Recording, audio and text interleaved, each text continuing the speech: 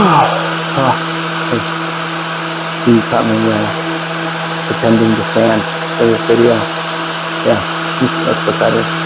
So, anyway, let him go on. Let's talk about this.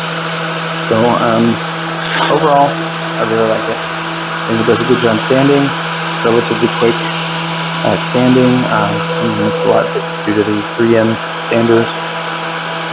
So it's pretty good. Things I don't like about it, the holes don't line up. There's like no hole pattern. There's no consistent hole pattern.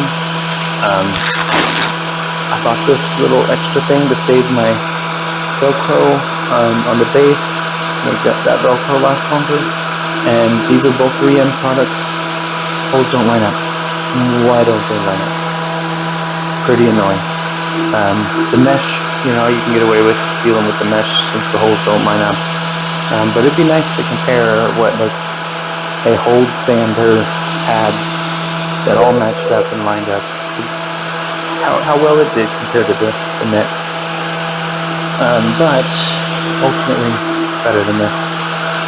And that's really what it amounts to. Mind you, this is super cheap.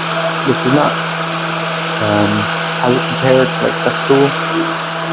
Comparable. I think they're both good.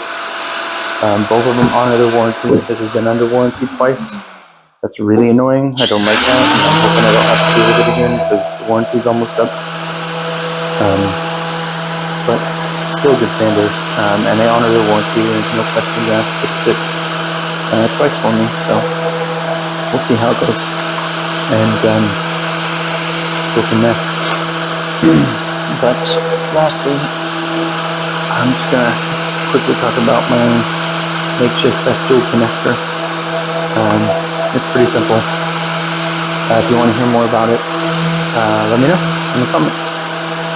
I'm going to do that to the XTract Sander as soon as it's out of warranty, because I don't want to void the warranty and not have them fix it and run that risk. But let me know if you want to hear more about it, and I'll do another video.